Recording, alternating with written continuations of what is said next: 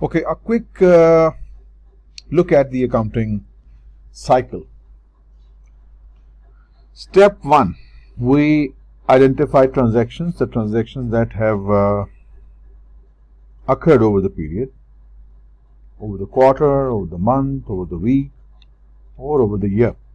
And then we bring those transactions in our accounting records through a process called journalization, right? There are 6 types of journals. You may not need to know the composition of each one of them in detail, but let me tell you what these 6 journals do for us. First is the sales journal, also called the sales day book, in which we record all the credit sales. Then we have the sales return day book, also called the sales return journal, in which we record all the credit sales return. Then we have the purchases journal, sometimes called the purchases day book, in which we record all the credit purchases we make. And then we have the purchases return journal, also called the purchases return day book, in which we record all the credit purchase returns. All the cash transactions, cash paid and received, all the checks given out and received, discount allowed, discount received, they are recorded in a 5th type of journal called the cash book. And the entry that doesn't fit in any of these 5, for this we have a separate journal called the general journal. Once these are also called the book of original entry, right, in which we record the transaction date-wise in a chronological fashion. Once we have journalized our accounting transactions, the next step is to post them into the books of secondary entry called the ledgers. There are 3 types of ledgers you need to know. Sales ledger, it contains the accounts of all your customer. Purchases ledger, it contains the details or accounts of all your supplier. And then we have the general ledger, which is the mother of all books. Please remember, general ledger is also called the mother of all books. It contains everything. If you give me general ledger and give me nothing, I can do anything with your accounting. I can draw up financial statements of all types. GL is the mama of all books. So sales ledger contains accounts of your customers, accounts of your suppliers, and all the accounts, including the summary of sales ledger control account, a summary of this account, and summary of your supplier account. Everything you need for a business is here.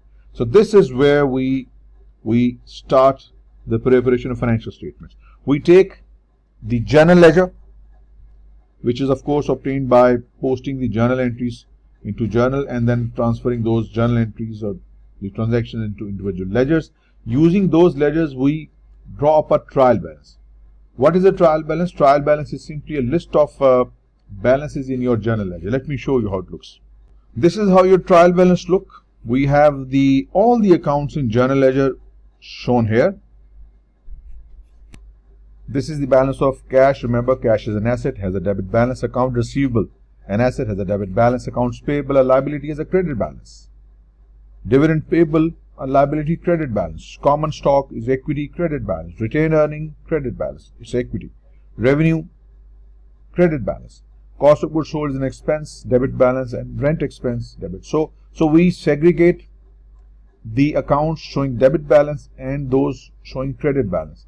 In the check, whether you have drawn up a right trial balance, your debit and credit should be the same. So this is the starting point of your preparation of financial statement. Bookkeeping is over. Once you draw a trial balance, record keeping is over, my friends. Now it's the time to draw up financial statement, draw up income statement, balance sheet, cash flow statement, statement of changes in equity, statement of retained earnings, and so on and so forth. There are many statements drawn up, but you would be studying only 3. So we need trial balance. Trial balance is the foundation of preparation of your financial statements. So we have reached a stage. We have drawn up our unadjusted trial balance at the end of the period. There will be some mistakes that we may have committed over the years, some errors intentionally or unintentionally. So we have to rectify those errors through one of those book of original entries, what we call the general journal. So we will fix those errors through journal entries, and those journal entries will fix up the trial balance. So we will have now a revised, corrected, adjusted trial balance, and using these figures on the adjusted trial balance, we create eventually our financial statements or your end result of your accounting. Let me show you what is specifically included. So a full set of financial statements include these: statement of financial position called balance sheet. This is what you're going to study. Income statement, yes. Statement of comprehensive income, way beyond the scope of your syllabus. Statement of change in equity, again, we won't be studying this. And statement of cash flows, yes. So this is the full set of financial statements, and you are going to study these with me. So for trial balance to the final account. So this is the learning outcome or the learning outcomes. Explain the purpose and the format of the statement of financial position, profit and loss account, also called the income statement, and the statement of cash flows. So here we go. Three primary financial statements. Statement of financial position. What does it do for us? Financial position. What does it mean? This statement provides information about an entity's financial position at a specific point in time. 31st December 2024, 2025, 31st March 2027, for example. It shows what assets, liabilities, and equity of the entity, and basically it gives us the insight into what the entity owns and what the entity owes, and what is the residual interest in the business called equity. We discussed this in detail. Then we have income statement, also called profit and loss account. The purpose is to report financial performance. It shows the overall performance, what the business has done, how the entity has performed over a period. It shows revenues, it shows expenses, which would either result in profit or loss. So it's a statement which we analysts may use to assess how the entity generates profit, how the costs are being managed, what's the growth of revenue over the previous years, comparing the current income statement with the prior one. And then the last one is very, very important. Statement of cash flows. Statement of cash flows reports on the entity's financial adaptability. Means it shows you various categories of cash flows, cash inflows and outflows over a period. It shows you cash flow from operations, cash flow from financing activities, as well as cash flow from investing it. Basically, it shows how changes in the balance sheet and income statement affect cash and cash equivalents. Cash equivalents mean are the assets which are almost similar to cash. And it also breaks down them into three categories. We'll discuss these as we go along. So this is what we've already discussed. A transaction occurs. We bring this into those 6 book of original entries. Those journals then move the transactions into ledgers. There are 3 types of ledgers. Sales ledger contains accounts of customers. Purchase ledger contains accounts of supplier. And general ledger contains all the accounts, including the summary of sales ledger and purchases ledger balances. This is the mother of all books. And this is what helps us write up a trial balance, which is the list of accounts in the books, which will have either debit balance or credit balance. And then using this trial balance, after of course making some adjustments, we draft our financial statements. So it says statement of financial position, also called balance sheet. It reflects the accounting equation in this form. Let me show you an actual balance sheet. So here we have our fixed assets, also called the non-current assets. In the US, it's called the long-lived assets. So fixed assets plus current assets. I'll explain these two as we proceed. So this is the total figure of our assets. Fine. $110,000. On the right side, you see liabilities. Long-term, which we will settle after 1 year, and current liabilities, which need to be settled within 1 year. So a total of $35,000. That is liability. Assets minus liabilities, 110 less 35, result into equity, and this is your equity. Capital is another name of ownership interest or owner's equity. Sometimes we call the residual interest. This is an old-fashioned balance sheet in which we show assets on one side, capital and liabilities. This is called the horizontal form. It is out of fashion. We don't make it anymore. This is what we do. This is the version of financial statement balance sheet that we report on published financial statements. So here we go. We've got non-current assets, current assets. This is the total of assets, 2.16 million. And this is the non-current liability and current, a total of 460. Assets less this would give you the owner's equity or the capital or the ownership interest. That's how a balance sheet looks like. So a statement of financial position is usually presented as assets minus liabilities equals equity, or in any order. These are the three things you need to report in a specific order as per the reporting standards. So nonetheless, whichever format balance sheet is presented, you need to report these three. Assets are divided into current and non-current. Current assets are the assets which you will use within 1 year, or the assets which will be converted to cash within 1 year. So cash, certain investments, account receivables, inventories, prepaid expenses. These are the assets, resources, the benefit of which will be consumed within 1 year. And those assets, the benefit of which would last for more than 1 year, are called non-current assets or fixed assets or long-lived assets. Certain investments, property, plant and equipment, that includes land, building, machinery, etc. Intangible assets like patents, copyrights, licenses, goodwill, complex thing, advanced thing. We don't need to discuss it here. And other non-current assets. So this is the type of current asset you may expect. On the liability, we have current and non-current. Similarly, the liability which will be settled within 1 year are called current. Accounts payable, notes payable, long-term loan of which some part is payable currently is called the current maturities of non-current liabilities.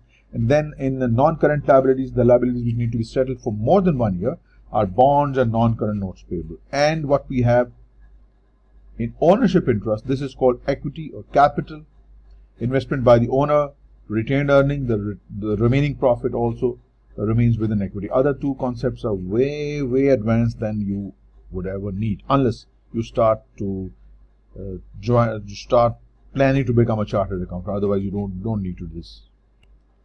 So, what your slides say, assets are subdivided into current and non-current, fine, we know. Liabilities are again divided into current and non-current, we already know this. And ownership interest may be subdivided, yes, it's not a single account, just like assets is not a single account, it is current and non-current. And current is split into different categories, same is true for ownership interest. It is not a single account, rather it reflects in multiple accounts, right? And it further says current assets and current liabilities are grouped close to one another.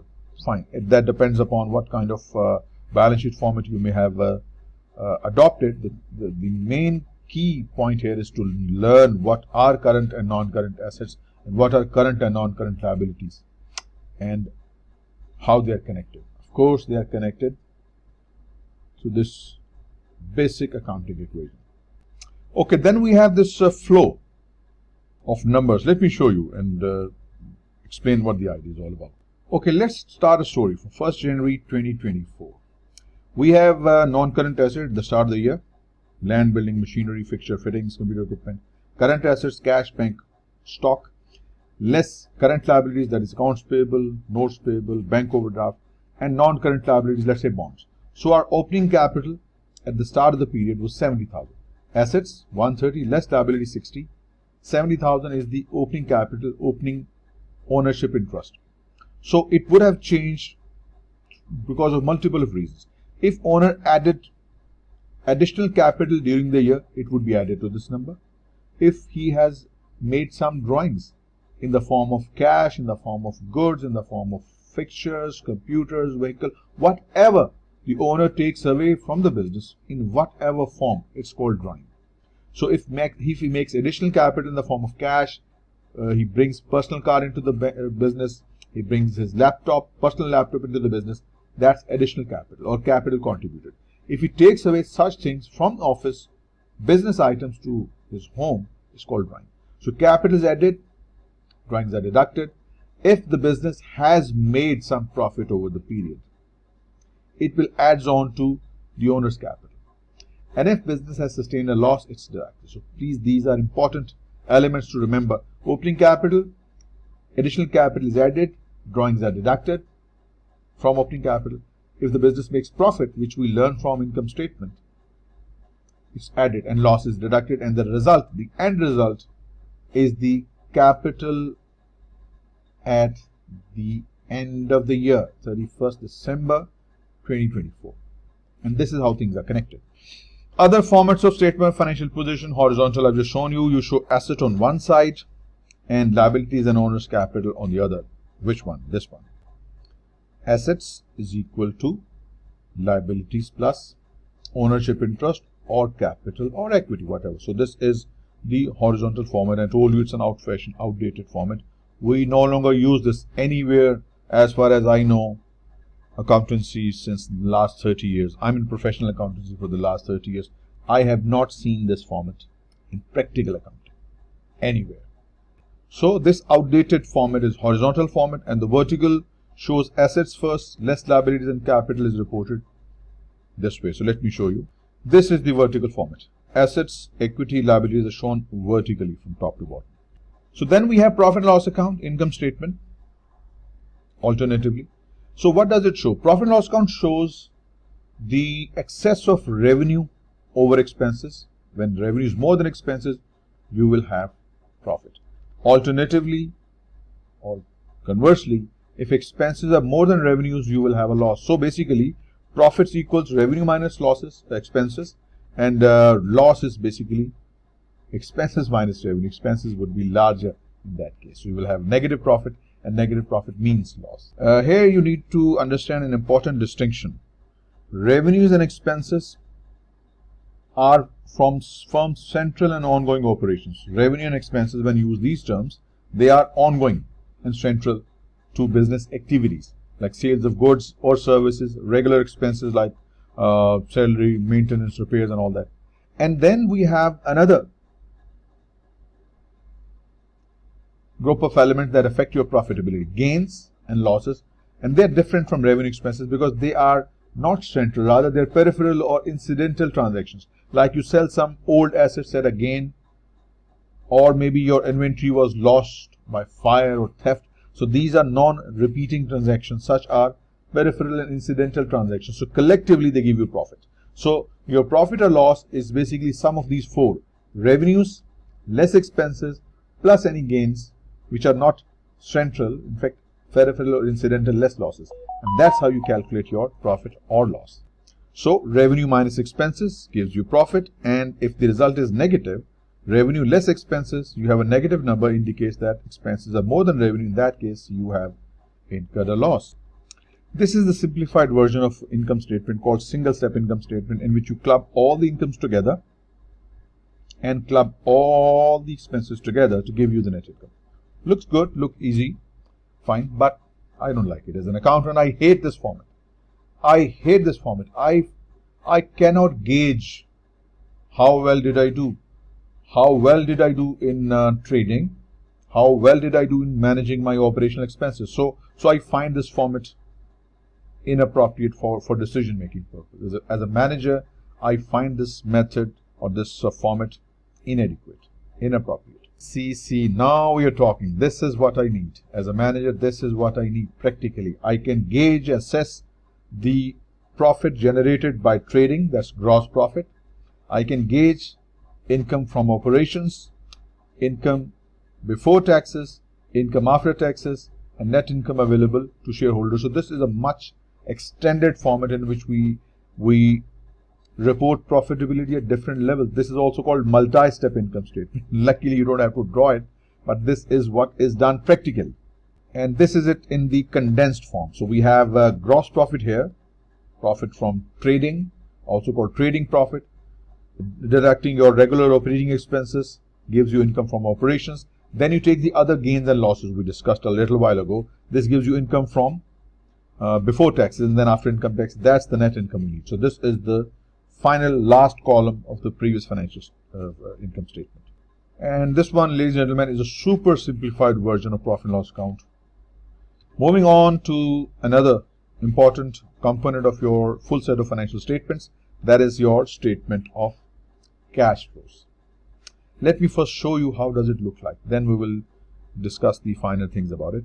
So this is a simplified version of your cash flow statement, the three categories of cash flows. So basically, cash flow measures liquidity. It shows you various classifications of cash inflows and outflows. Cash flow from your operations, cash flow from your investing activities, could be positive or negative, and cash flow from financing. So this is how we can sum up. Operating activities, cash flows from operations.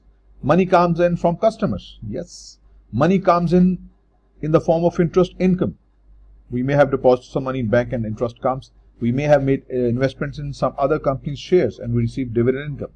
And we may sell some trading securities, trading some bonds and shares which we frequently sell. So any inflow by selling such bonds and shares is a part of your operating inflow. And outflows involves payment to your suppliers, other expenses, payment to acquire the same trading security we are talking about here, and any interest paid and any taxes paid. So these are the cash flows related to your operating activities. Cash flow from investing activities. This involves cash flows, inflows and outflows related to long-term assets, non-current assets. Sale of fixed assets is an inflow. Sale of any bonds or any equity investment which you previously made. You purchased certain bonds, now you're selling them. You sold certain equity investments which you bought a few years ago, inflow. You gave loan to some other sister organization, some subsidiary. That principal payment of the loan which you're getting back comes as a part of investing inflow. So remember, sale of non-current assets, sale of non-current bonds and shares which we held for a longer period, and any loan we made to our associates, our sister concerns, our subsidiaries, the principal amount of the loan is being received as an inflow. What's outflow? The money paid to acquire fixed asset, any money paid to acquire a bond or shares which we want to hold for a longer period, and any money paid to our sister concerns, associates or subsidiaries as loan, right? And the interest on the loans we make to others, of course, is our income. It doesn't come here, rather it comes in the operating section. Interest received on the loan made to other.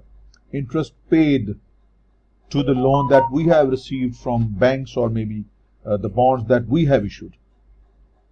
And last, cash flow from financing activities. These are the inflows related to when we issue bonds, you receive cash. When we issue shares, we receive cash. Or as an investor, let's say talk about sole trader or partnership. The money brought in by the partner or by the sole trader is an inflow. Outflow, payment made for leases or debt. These are the sources of finance. Any payment we make to purchase our own stock from the market is called financing activity. Some items are advanced, you may not be tested, but that the full picture you should have an idea about it. And the dividend we pay to our own shareholders is reported as a cash flow from financing activity. So just remember these three categories of cash flows. Cash in and out from operations, cash in and out related to long-term investments, and cash in and out related to financing, that is issuing bonds or paying the money back to the bondholders, issuing shares or redeeming shares. So this is the financing cash flows. So statement of cash flow. Liquidity is measured by the cash and near cash assets. Near cash assets means certain securities like treasury bills or T-bills. They are very liquid, can be sold for the known amounts of cash. So the investments which you hold, which are easily saleable at no significant price concessions, are called near cash. So cash or near cash assets and change in those assets. So financial statements which explains how the cash has changed over in these three categories. That is the statement of cash flows we just discussed. So cash flow is equal to cash inflow to the organization or enterprise less the cash outflows. And we saw there are three categories. Cash inflows minus outflows explain how the cash has changed over the period. And we have discussed these operating activities, investing and financing. So cash flow related to operations, selling in goods and services and receiving money from our customers, paying money for expenses and all that. So these three categories we have already discussed. Financing activities mean raising and repaying the long-term finances, bonds and shares we just saw a little while ago. So this is the cash flow in a single go. Let's say I have opening cash and cash equivalent balance in my books $10,000. Operating cash activities, cash inflow minus outflow, let's say just simple numbers, $15,000 plus cash inflow minus outflow relating to investing activities, let's say it's a negative number, negative 3,000, right? It's net outflow. And cash inflow minus outflow relating to financing activities, let's say it's a positive number, let's plus 8,000. So what is the net cash and cash equivalent change over the period? So if you add these up, change in cash assets 20,000. If you have done everything correctly, this is how we used to test the accuracy of a cash flow statement in the actual business context, actual accounting department. This is the change in cash over the period. Cash flow from operating, investing and financing gives you net 20. Net change is 20. If your calculation is right, opening cash balance plus change in cash, which is plus 20, 30. Your closing cash and cash equivalent must be 30,000. If it's not, then you are wrong. You may have made a mistake. So opening cash balance plus the sum of these three categories of cash flows should give you the closing cash balance in your books of account. Unless you have 10 banks, the addition of the balances in those 10 bank accounts plus any cash equivalents should equal to $30,000, and that's the final check that you have done everything perfectly. Now we have an important question to answer. If my change in cash assets over the period is 20,000, but my income for the year is $35,000. This is interesting. My net income is $35,000, but change in cash in all these three categories combined is 20,000. So this is a striking confusion. Where did this 15,000 differential go? How can we not have the same net income as our sum of cash generated by those three categories of cash flows? It's because we prepare accounts on accrual basis. Means when we make a sale, we consider it as our revenue. We debit customers' credit sales, but those customers haven't yet paid you. So some sales are made on credit, and those customers will take some time. So when you sell, it becomes your income, but the money hasn't yet been received. That's the reason why there's a difference between income and cash. And other reasons, some purchases are made on credit, and we will pay suppliers later, right? And we may have used some cash to purchase inventory. So it's not true that your income for the period would be equal to the cash generated by these three categories over the period. They will never be same unless you operate entirely on cash, which is of course an impossibility under the current business practices. Working capital cycle. You purchase inventory from your suppliers. That results in recognition of accounts payable or creditors. You sell this inventory to your customers, called account receivable. They pay you after some time, and that cash that you receive, you pay back to your supplier. And this goes on and on. And then what is the benefit for me as a trader if we just sell the inventory and pay to my supplier? Clearly, there is a differential. Let's say the goods I bought from my supplier cost me $100. Same goods I sold to my receivable for $190, and the amount I receive is $190, and of this I pay only $100 to my supplier. This $90 clearly is my income.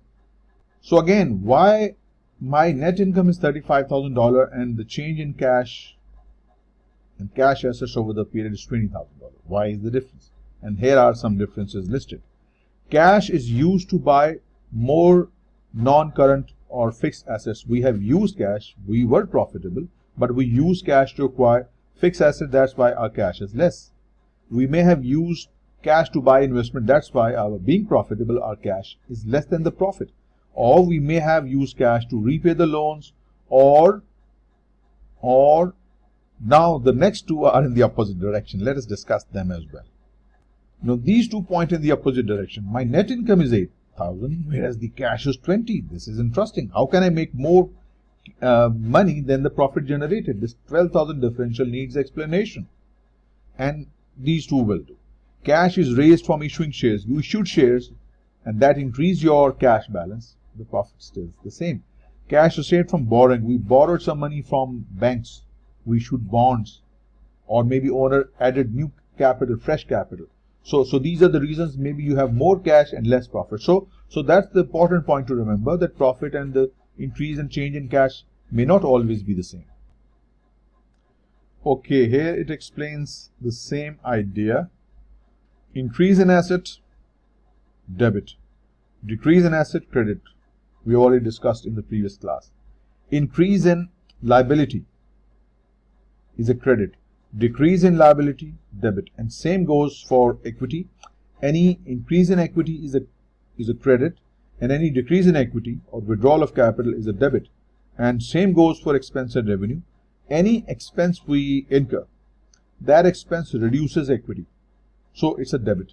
And any revenue we earn, it increases equity, so it's a credit. So remember, revenue increase is a credit and expense is a debit. So these are important concepts for generalization of your transactions.